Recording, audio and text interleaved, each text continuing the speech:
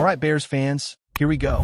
The spotlight is heating up in Chicago, and all eyes are on Soldier Field this Sunday as the team braces for one of the most emotional and tricky matchups of the season. Former Bears head coach Matt Eberflus is coming back to town, now wearing the star on his chest as the defensive coordinator for the Dallas Cowboys. And let's be honest here. No matter how polite his words are during press conferences, there's no way to walk back into the city where things didn't work out without feeling a little extra pressure. He said this week that he hasn't thought about what kind of reaction he's going to get from Bears fans. But come on, how can that not cross your mind? It's going to be a weird day for him. And for Chicago fans, it's about proving a point. Now, Eberflus tried to keep it professional in his comments, saying the tough moments in coaching are when you lose and you feel more for the players than yourself, that you wake up, the sun comes out, you keep working, and that's what grit is all about. All fair, all respectful, but that doesn't erase what we saw during his time here. It wasn't about being a bad guy or a bad person. It was about being a head coach who never looked prepared for the big moments. Game management was shaky, decisions were questionable, and it always felt like Chicago was behind the curve. Bears fans know that all too well. So yeah, no personal beef, but if we're being honest, everyone in this city would love nothing more than to hand him a loss on Sunday, especially with how much is at stake right now. And what is at stake? The Bears can't afford to slip to 0-3. This season is already hanging on the edge, and the last thing this young group, especially rookie quarterback Caleb Williams, needs is to start digging a hole they can't climb out of. That's why this matchup has so much more weight than just a regular September game. It's not just about X's and O's. It's about pride, redemption, and momentum. You can feel that energy around the locker room, and you can bet the fans are going to bring the noise. Speaking of the roster, there are some storylines worth keeping a close eye on. Shamar Turner is a name that hasn't been talked about much since he missed training camp with that high ankle sprain. He's been a healthy scratch the first couple of weeks, but coaches hinted that he might finally get a shot. And honestly, it feels overdue. Right now, the interior defensive line rotation hasn't been giving much. Andrew Billings is more of a traditional nose tackle, but outside of him, guys like Chris Williams just aren't producing. No splash plays, no consistent disruption, nothing that makes opposing offenses adjust. That's why Turner's return could be interesting. He's a second-round pick. He's got the body type and athletic profile to play the 3-technique role, and even if he only gets 10 or 15 snaps, it might be enough to spark something. When a guy in front of you is giving the team nothing, that's the perfect time to open the door and see what the rookie can provide. On the other side of the ball, the conversation is all about Caleb Williams and his progression. Offensive coordinator Declan Doyle pointed out that from week 1 to week 2, Caleb already showed signs of growth, and the expectation is to see another step forward this week. It's not always going to be a perfect linear climb, but the coaches have been consistent. By the end of the year, this offense has to look sharper, more confident, and more dangerous than it did in week 1. That's the plan, and Sunday's test against Eberflus defense will be a real measuring stick. Remember, even when he struggled as a head coach, Eberflus' defensive schemes were respected around the league. Ben Johnson, when he was in Detroit, admitted that his units caused problems at times. So Caleb and this offense can't afford to take them lightly, no matter what the narrative is around their former coach. But the Bears' defense has its own challenges. Jalen Johnson is officially headed to injured reserve, which is a brutal blow. That leaves Tyreek Stevenson and Deshaun right on the outside, and while they've gotten plenty of practice reps, they looked shaky last week. It's one thing to prepare in training camp. It's another to be thrown into the fire against top NFL quarterbacks and receivers. And let's not sugarcoat it. This Cowboys offense is built to test every weakness. Without Johnson locking down his side of the field, Chicago's young corners are going to have to elevate fast or risk getting burned early and often. Special teams also carry weight this week. Richard Hightower, the Bears coordinator, gave some high praise to Cowboys return man Cavani Turpin, calling him arguably the most dangerous returner in the league. And if you've watched him, you know that's not an exaggeration. Every time he touches the ball, he looks like he could take it the distance. Chicago punter Torrey Taylor has to be perfect with his placement and hang time, because if Turpin makes one guy miss, it could completely flip the game. That's the kind of small detail that decides close matchups. Then there's the injury list, which unfortunately is stacking up for Chicago. 6 players didn't practice, including Jalen Johnson and Kyler Gordon in the secondary, and linebacker TJ Edwards with a hamstring. The defense is thin. The cornerback group is almost down to bare bones, and linebacker depth is being tested too. It feels like every week there's another setback, and that kind of instability makes it tough to build chemistry. On the offensive side, DeAndre Swift is limited with a quad issue, and while that's concerning, it could also open the door for Roscoe Johnson or even Monungai to show what they can do. Sometimes injuries force a rotation that ends up being a blessing in disguise, and maybe that's what happens here. For Dallas, most of their guys are trending in the right direction. Trayvon Diggs missed some time with an illness, but he's back. Turpin is practicing in full. The only real concern for them is cornerback depth, with Donovan Bolin likely out. But for the most part, they're coming in healthier, and that's another reason Chicago needs to play with urgency. So here we are, Bears versus Cowboys. The storylines are juicy. Caleb Williams trying to take another step, the defense scrambling to fill gaps, Shamar Turner possibly making his debut, and Matt Eberflus stepping back in a Soldier Field with all the baggage from his time in charge. It doesn't get much better than this for drama in September. And for Chicago, this game isn't just about wins and losses on a stat sheet. It's about sending a message that this new era won't be defined by the failures of the past. The city is waiting, the fans are hungry, and the moment is right there for the taking. The weight of this matchup also comes down to how Chicago handles the mental side of things. You can almost sense that the team has been searching for an identity, and these early games are where that identity is forged. Caleb Williams is obviously at the center of that. Every snap, every throw, every decision he makes is magnified, not just because he's a rookie quarterback, but because he was drafted to finally change the narrative in Chicago. From the outside, people want instant results, but what really matters is whether the kid is stacking progress week after week.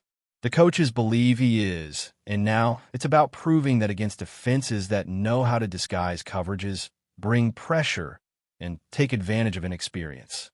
Facing Matt Eberflus' unit, even with all the jokes about his time as head coach, is exactly the kind of test that will reveal how far Caleb has come in such a short time. But football is never just about the quarterback, and that's where the Bears need more help from the guys around him. The offensive line is still a major concern. Injuries keep chipping away at any chance of continuity up front, and without stability, it's hard for a young quarterback to settle in. You can see flashes from this unit, but then the penalties and breakdowns creep in. Against a Dallas front that thrives on creating chaos, every misstep could turn into a sack, a turnover, or worse, a game-changing momentum swing. Protecting Caleb has to be priority number one, and it's not just about the linemen. The backs need to pick up blitzes, the receivers need to run their routes clean, and the entire group has to play with urgency. Speaking of the receivers, this is the kind of game where Chicago needs a breakout performance from someone not named DJ Moore. Defenses already know Moore is the main threat, so they'll key in on him. That leaves opportunities for guys like Darnell Mooney or even one of the younger players to step up and make a statement. It doesn't always take a 10-catch game to change momentum. Sometimes it's one big play on third down, one explosive gain that stretches the field and forces Dallas to respect everyone, not just Moore. Those are the moments that can shift a defense's entire approach, and that's what the Bears have been missing too often. Defensively, all eyes are going to be on how the secondary holds up. Without Jalen Johnson, the pressure falls squarely on Tariq Stevenson and Deshaun Wright. Both have talent, both have length, and both have shown flashes, but flashes aren't enough when you're lining up against a Cowboys offense that can beat you in multiple ways. The question is whether these young corners can keep their composure when things inevitably go wrong. Because let's face it, they're going to give up plays. Every cornerback does. The real test is how quickly they bounce back. Do they tighten up and lose confidence, or do they come right back the next snap ready to fight? That mentality will go a long way in determining whether Chicago has a chance in this game. The front seven has to help them out, and that's where someone like Shamar Turner could make an impact. It's not fair to expect him to dominate in his first real action, but he doesn't need to. What he needs to do is flash the potential that made him a second-round pick. If he can push the pocket just a little, collapse the space that quarterbacks love to step into, it makes life easier for the edge rushers and for the corners downfield. The Bears haven't had nearly enough of that so far, and if they want to slow down Dallas, it has to start up front. Special teams, too, can't be overlooked. Cavani Turpin is a name that keeps popping up because of how dangerous he is, and Chicago can't afford to let him be the difference on Sunday. One broken tackle on a punt or kick return, and the game flips in a heartbeat. Torrey Taylor is going to have to be precise, not just strong-legged. Hang time, placement, and coverage discipline will all matter. It might sound small, but games are often won or lost in those hidden plays that don't make highlight reels until they decide the outcome. Then there's the health question. 6 Bears missing practice is not ideal, and it feels like this roster is being held together by tape and hope right now. Jalen Johnson is out, Kyler Gordon is out, TJ Edwards looks unlikely, and the depth at linebacker and corner is paper thin. Even on offense, with DeAndre Swift banged up, the rotation is changing week to week. That's why this game is so much about resilience. Every team deals with injuries, but the ones that find a way to win through it are the ones that survive when the season gets long. For Chicago, that means leaning on the depth chart and trusting guys who maybe weren't supposed to be in these roles so early. Sometimes, that's how new stars are discovered. Dallas, by contrast, comes in healthier and with confidence after their start. That doesn't mean they're invincible, but it does mean Chicago has to match their energy from the very first snap. Falling behind early is the worst-case scenario because the Cowboys' defense is built to play with a lead. They'll pin their ears back, rush the passer, and make life miserable. That's why the Bears' offense has to find rhythm quickly. A good opening drive, even if it doesn't end in 7 points, could calm the nerves and set the tone. Caleb has to be decisive, the run game has to be efficient, and the play calling can't afford to be predictable. What makes this game so fascinating is that it feels like more than just week 3. It feels like a measuring stick for the entire season. Are the Bears actually taking steps forward under this new regime, or are they still haunted by the same problems that held them back in the past? Can Caleb Williams rise above the chaos around him? Will the growing pains continue to define the early months of his career?